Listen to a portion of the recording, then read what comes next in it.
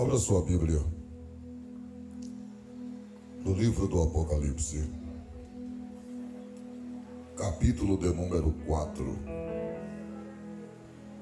Quantos acharam? Depois disso eu olhei, eis que uma porta estava aberta no céu. E a primeira voz que eu ouvi era como se fosse de uma trombeta falando comigo, que disse: sobe aqui, e te mostrarei as coisas que devem acontecer. Imediatamente eu estava no Espírito. Eis que um trono estava posto no céu, e um assentado no trono. E aquele que estava assentado era semelhante à aparência à pedra de jaspe e de sardônica, e havia um arco-íris ao redor do trono, pelo que parecia uma esmeralda. E ao redor do trono havia 24 assentados, e sobre os assentos eu vi 24 anciões assentados, vestidos de vestes brancas, e eles tinham sobre as suas cabeças coroas de ouro. E do trono saíam relâmpagos e trovões, vozes, e havia 7 lâmpadas de fogo queimando diante do trono, que são os 7 Espíritos de Deus. E diante do trono havia um mar de vidro semelhante ao cristal. E no meio do trono, ao redor do trono, havia 4 animais cheios de olhos na frente e atrás.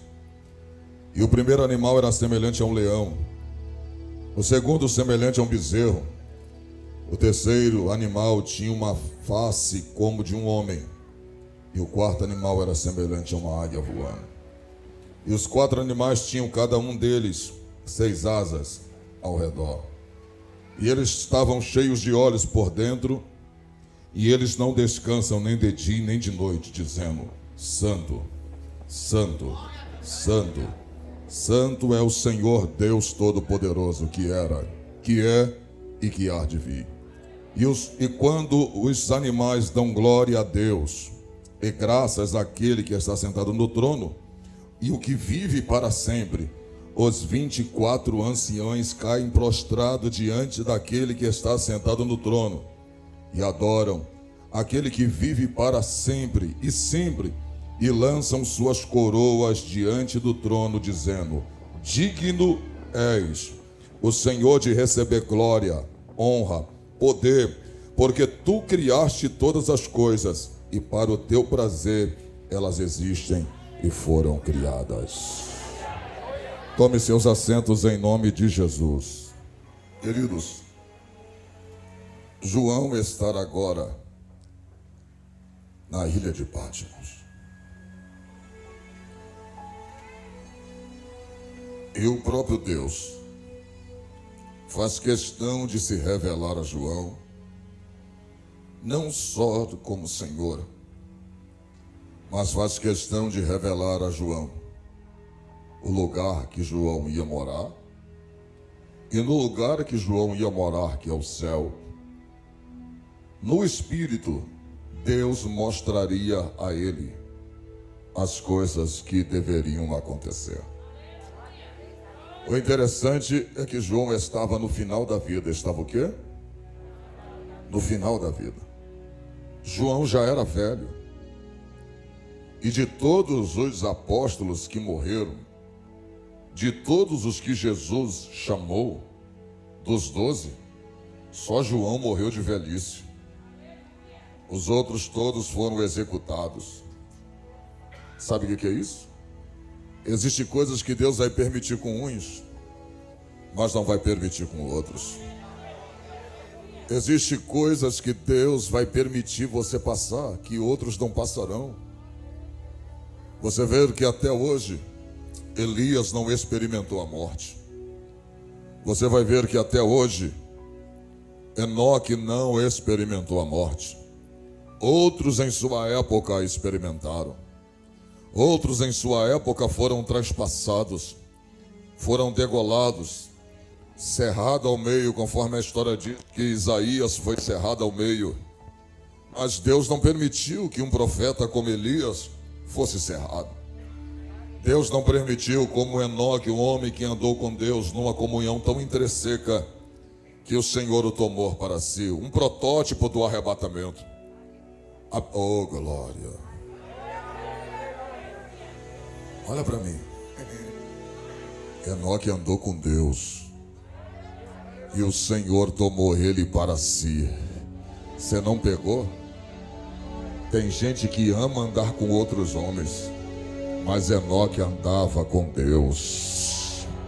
O desejo de Enoque era andar com Deus. Pastor, o que é andar com Deus? É olhar para o lado e ver Deus do meu lado? Não, é olhar para dentro e sentir Ele dentro de você. Oh, glória!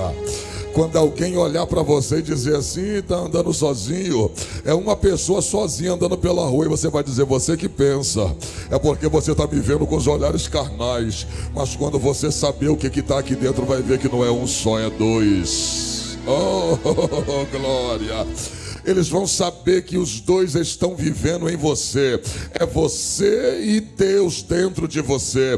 Não sabeis vós que sois o templo de Deus e que o Espírito Santo habita em vós? Isso é extraordinário, é Deus habitando em nós. A Bíblia vai dizer agora que o Senhor vai levar, vai arrebatar João na ilha de Pátimo. E olha o que ele vai dizer: e eu caí como morto. Por quê? O arrebatamento de João é diferente de alguns outros arrebatamentos. Existem pessoas que podem estar agora sentado me ouvindo e Deus arrebatar os seus sentidos. Você continua respirando, você continua ainda com o seu fôlego de vida, mas a sua mente está arrebatada, os seus sentidos estão arrebatados. Alguém vai falar com você e você não vai estar aqui nesse momento. A sua mente foi arrebatada, os seus sentidos também. Só que no caso de João, o espírito do corpo de João saiu. É por isso que ele diz que foi tirado, estava como morto, literalmente, porque Deus colheu o espírito de vida de João. Trovão. E como Deus consegue se manifestar no homem? Como Deus consegue se comunicar com o homem? Eu sou tricotômico, eu sou formado de corpo, alma e espírito. O meu corpo está nas minhas ações, aonde eu produzo, aonde está minha força. Na minha alma estão as minhas emoções, aonde eu digo eu te amo. Na minha alma também tem parte da minha razão inserida dentro da minha alma, onde eu decido, porque a Bíblia diz: a alma que pecar, esta morrerá.